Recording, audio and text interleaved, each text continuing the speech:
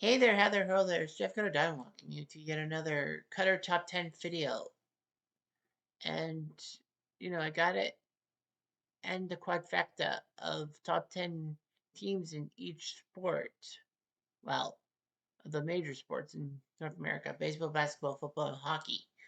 I did baseball, I did basketball, I did football. Now I gotta finish and do hockey.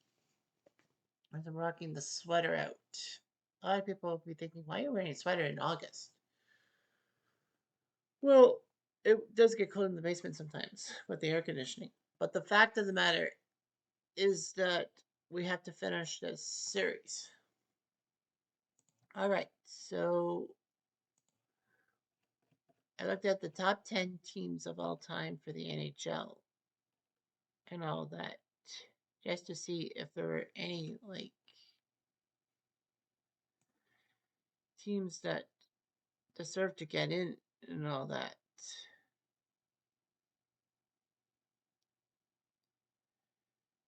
So that was the point. And of course, the major rule is you have to have been a Stanley Cup champion to be automatically given a chance. And all that. All right, so here we go. First off, number 10 is the 1994 New York Rangers. Of course, when I'm going to be talking about the NHL teams, I say like 94 Rangers. That's the year they of the playoffs. So yeah, so the 1994 New York Rangers are number 10. The Rangers needed some work. The franchise was in one of the most bitter Stanley Cup droughts of all time. In fact, their 54-year drought is the second worst of all time, next to you know who, and that being the Leafs. But anyhow, the Rangers were close on several occasions. In '92, they won the President's Trophy as top regular season team, and it looked like they were going to win the Cup. No, sir. They got taken out by Pittsburgh. '93 was a disastrous season, and then '94, when Mike Keenan came in to coach, things were different. He traded away fan favorites like James Patrick and Mike Gardner just to get some key pieces like Steve Larmer, Brian Noonan, and Stefan Matteau. He also he traded away Mike Gardner to get Glenn Anderson and traded away future star Tony Amonte in that Chicago deal to get Noonan and Matteau. Mark Messier had his leadership qualities. Brian Leetch has good blue line play. Mike Richter was getting a net. He was starting to become the full-time starter after the experiment to rotate him with John Van Beesbrook didn't work out. So the '94 Rangers came together in the playoffs. They swept the hated rival New York Islanders. They took care of Washington in 5. They almost blew it against the Devils, losing in 7 games. They almost lost in 7 games to the Devils. But thankfully, Matteau with the double overtime goal that sent them to the final and all that. Of course, Messier had his famous guarantee in Game 6 of the conference finals, where he guaranteed the Rangers would win and avoid elimination. And it worked. They would take on the Vancouver Canucks, who were the 7th seed but shocked everyone by taking out Calgary in the first round, then Dallas, then, of course, my hometown Leafs. So the Rangers and Canucks played a 7-game series. Rangers had a 3-1 series lead and fortunately won Game 7 thanks to Leach's patience in scoring and then Messier's cup-winning goal. And, of course, a few posts in the third period of Game 7 worked out. And the curse was over. Unfortunately for Ranger fans, they got their own 31-year curse now. Number 9 is the 2002 Detroit Red Wings. They were a virtual dream team before, salary caps would ruin it and all that. But the Red Wings were powerful in the 90s. 97, they broke up their 42-year drought, and then in 98, they won the Cup again. They were close a few more times.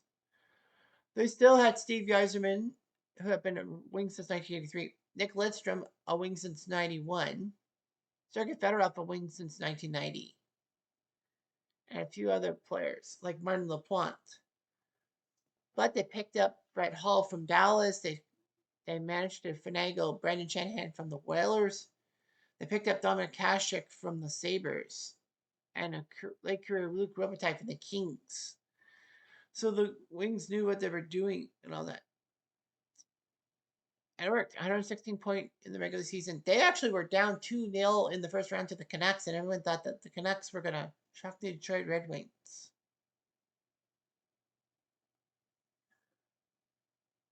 But they didn't.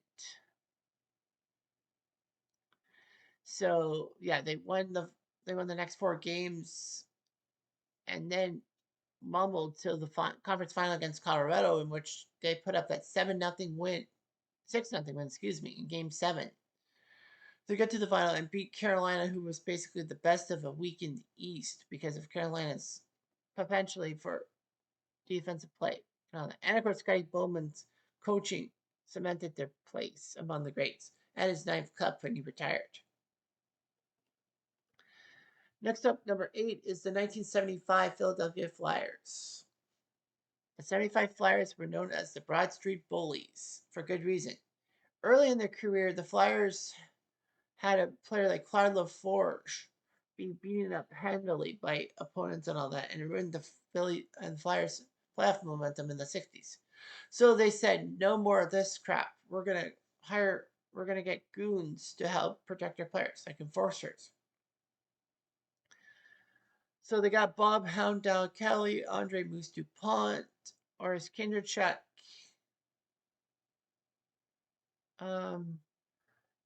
David Hammer Schultz. I think there was one other guy. I can't remember who. Nevertheless, the Broad Street Bullies were here to stay, and they were protecting Bobby Clark, Bernie Perrant, and Bill Barber, and Reggie Leach. Kitchener for everything. Well, Bill Barber was Kitchener Ranger. So yeah, so their offense looked good. Bernie Perrant came back to Philadelphia. The Leafs let him get away.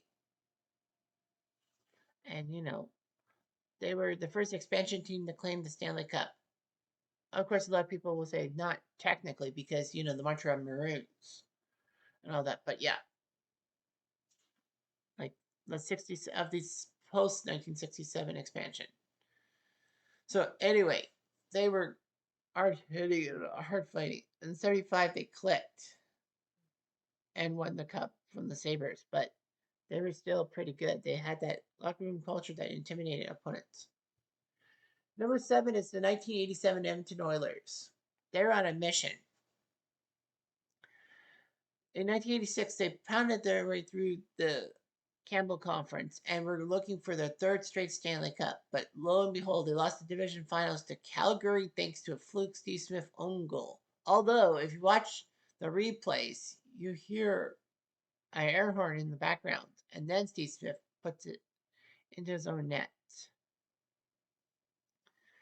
He was trying to have a cross crease pass to Don Jackson, but it failed miserably. And the Flames won that game. But the 87 Oilers were in on it, and they looked pretty darn good. They went to the finals against the Flyers, were up 3-1, nearly choked it. But in 1987, they won Game 7 on home ice in a dull 3-1 affair, but such is life in the late 80s.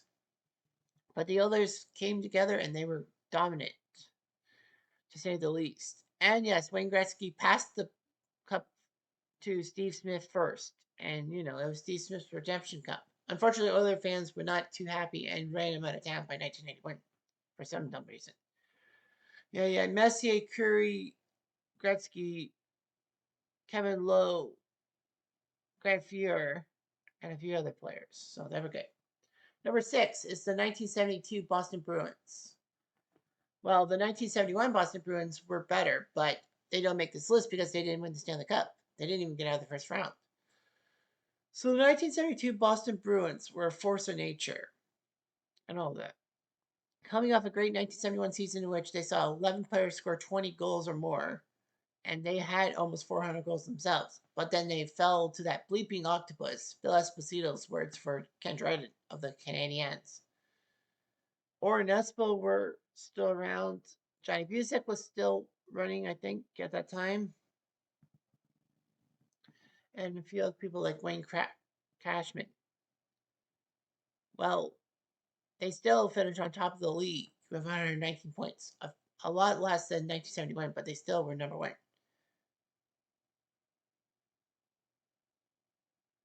Boston stormed through the playoffs. taking care of the Rangers in the Stanley Cup Finals in 6 games to get the Redemption Cup, if you will. They almost had a three-peat because they were the 70 champions. Number 5 is the New York Islanders from 1982. Like, the dynasty has to be put in place. But yeah, the 82 Islanders were the best around. They won 54 games and won their third Stanley Cup out of 4 in a row. They had the perfect blend of skill, toughness, and clutch play. With Mike Bossy, Brian Trottier, Clark Gillies, John Tonelli, Bob Nystrom, Dennis Potvin, Ken Morrow, and a few other great defensemen. And, of course, Billy Smith, the hatchet man in net. The Islanders had a big move and all that. I believe this was the year the Islanders won, 15 in a row consecutively, and in an era in which if you tie after regulation, it's a tie. And all that. But yeah, they won 15 straight games. No ties in that streak. And no overtime to help them out. Yeah, they were the perfect blend of skill, toughness, and clutch play. And they had a winning streak of 15 games, but it began the previous year. So, the 15 wins over 2 seasons, I believe it's a record and all that. It is a record for like in consecutive seasons, 15-game winning streak. They had resurgence, and they had too easy of a time against the Vancouver Canucks in the final, who came out of freaking nowhere after Edmonton was supposed to be the class of the conference. But they fell in the first round thanks to the Miracle Manchester against the Kings. And then the Canucks pulled everything up. Number 4 is the 1956 Montreal Canadiens, the team that started a dynasty. The mid-50s Habs were a juggernaut. They were competing with Detroit for the Stanley Cup. And almost like every year, Detroit and Montreal would be fighting for the Stanley Cup or winning the Stanley Cup. So anyway, the 1956 squad was the first in NHL history to begin a run of 5 straight Stanley Cups. It's still an NHL streak to this day. The Panthers are only 40% of the way there. The Habs had some great players like Jean Beliveau, Rocket Richard, Pocket Rocket Richard, that being Henri Richard, Doug Harvey, Jacques Laperriere. No, Jacques Laperriere was 60, sorry. Tom Johnson, Elmer Luck, Dickie Moore. They had a great run, and Jacques Plante. They had offensive flair with defensive mastery. Of course, Plante was a massive flake in net. You have to be a flake to be a goalie, if you will. To be nuts to be a goalie. So Jacques Plante was a good goalie and all that. They had a dominant playoff run, and their influence on the game was profound because of the power play. Because they could score at will. Of course, back in the NHL days, back in those days, if you got a 2-minute penalty, you had to serve your 2-minute penalty, even though the opposing team could score as many goals as they could. But because of how good the Habs power play was, they changed the rule after the 56 season, meaning that if they scored while you were shorthanded, if it's a 2-minute penalty, the power play ends. Number 3 is the 1992 Pittsburgh Penguins. The Penguins were pretty big in the 90s and all that. Pittsburgh, as a franchise, was not really the greatest because they survived bankruptcy and realignment twice, if I'm correct. 1984, Mario Lemieux was drafted, and he seemingly saved Pittsburgh from extinction, if you will. In 1991, the Penguins came together. They were third in the division. They shocked the Devils in Game 7 thanks to Frank Pietrangelo so-called the save off of Stastny. The Penguins would go on to beat Boston for the conference title, then go to the Stanley Cup against the very much Cinderella Minnesota North Stars, who weren't really supposed to do much. They were the worst team by points of any of the playoff teams in the NHL, but yet they beat the number 1 and 2 team in the NHL in 91, that being the Blues and Blackhawks, and then took down the Oilers, hurt their dynasty, and then went to the finals against Pittsburgh, which Pittsburgh beat them in 6. But the 92 squad was huge. Lemieux was back, Yager was back, Ronnie Francis was back, Paul Coffey was around for a little bit, and then he got dealt to Detroit. If memory serves me right. Yeah, he played for Detroit and LA that year. Yeah, Paul Coffey being traded away, which is kind of terrible. But they still had Ulf Samuelsson, and they even picked up Shell Samuelsson, his brother from Philadelphia, in a massive trade that they actually traded away Mark Recchi for Rick Tocchet, but it still worked out. Pittsburgh caught fire in the playoffs. They were down 3-1 to Washington. It looked like game, set, match. Washington was going to knock them flat, but then they won the next three against Washington. And little did people know that it was going to start a dynasty. They took out the Rangers in 6 games. They were down 2 games to 1, and then they won the next three. Then they swept the Boston Bruins, led by Lemieux's puck in the skate of Ray Bork and then get it back goal. And then sweeping the Chicago Blackhawks, who were supposed to be the class of the conference, Western Conference, in 4 straight. So that was 11 straight games within a season. Lemieux was healthier than he was in 91. I was named Conn Smythe Trophy winner for MVP. And let's not forget that the 92 Penguins did this while losing their coach Bob Johnson to cancer. Scotty Bowman was an assistant in the Pittsburgh organization. He stepped in to lead the Penguins to the 1992 Stanley Cup Finals and then the Cup. The Penguins would miss out on a three-peat thanks to those pesky Islanders. Number 2 is the 1984 Edmonton Oilers, the high-scoring Edmonton Oilers that have transcended offensive play that we don't even see nowadays. The 84 Oilers had their high-octane offense and youthful exuberance. The Oilers got to the Stanley Cup in 1983, being swept by the Islanders. But seemingly Gretzky and Messier walked past the Islanders' dressing room, and people were like with bandages and ice packs and all that. And then they both realized that to win the cup, you have to persevere and you have to make it's harder than it looks. You have to pay your dues. So they did. So led by Gretzky, Messier, Curry, Paul Coffey, Kitchener. I had to say that, sorry. Kevin Lowe and Grant Fuhr in the net. Edmonton put up their numbers. They won 57 games and had 446 NHL goals. Gretzky put up 205 points, although that was not his highest point total ever. But the others knew what it was like to win, and they took care of the New York Islanders, winning the Stanley Cup in 5 games. They exercised their demons and all that, and they learned how to win the Stanley Cup. It doesn't just become high octane scoring. It's paying your dues. And at number one, baby, is the 1977 Montreal Canadiens, highly regarded as the greatest team ever assembled, with a 60-win, 8-loss, 12-tie record. Of course, ties were effective in the NHL back then in 77, with 132 points, a record at the time.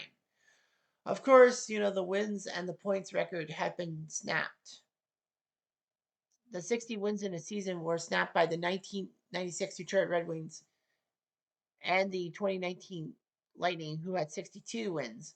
And then, of course, now it's 65 by the 2023 Bruins. But those three franchises don't make the list because they didn't win the Stanley Cup. In fact, of the 3 teams I mentioned, only Detroit got to the conference final. The other 2 sunk in the first round. Tampa got taken out by Columbus in an embarrassing sweep, and Boston blew a 3-1 series lead against the Panthers in 7 games, leading to the Panthers dynasty. But nevertheless, we're talking about the 77 Montreal Canadiens. Scotty Bowman had them going 60 wins, and they had more ties than losses. Back then in the 70s, like I said, if you tied a game after regulation, it stays a tie. No overtime. They only gave up 171 goals. That was the fewest in the NHL. They had a roster overflowing with Hall of Famers. Guy Lafleur, Ken Dryden, Larry Robinson, Kitchener, Serge Savard, Bob Gainey, Steve Shutt. They had some big players and all that. Yvon Lambert, Mario Tremblay come to mind. Rick Chartrand. No, not Rick Chartrand. Doug Risebrough. That's what I'm thinking. Montreal only lost twice in their Stanley Cup run. I believe both losses were to the Islanders. But nevertheless, they took on Don Cherry and the Boston Bruins in the Stanley Cup final and swept them to high heaven. And if memory serves me right, this was the series in which Jacques Lemaire scored the overtime goal in Game 4 to win them the cup. That's right, it was. It was just unbelievable. Their second straight Stanley Cup, and they were back, baby. They were back. And Montreal just started to dominate again. And yeah, the 1977 Habs is just the measuring stick. If you want a team that did great and win the championship, unlike the 2023 Bruins, which won 65 games but didn't sniff the championship final, then that's your team. That's your team. Anyway, I'm going to do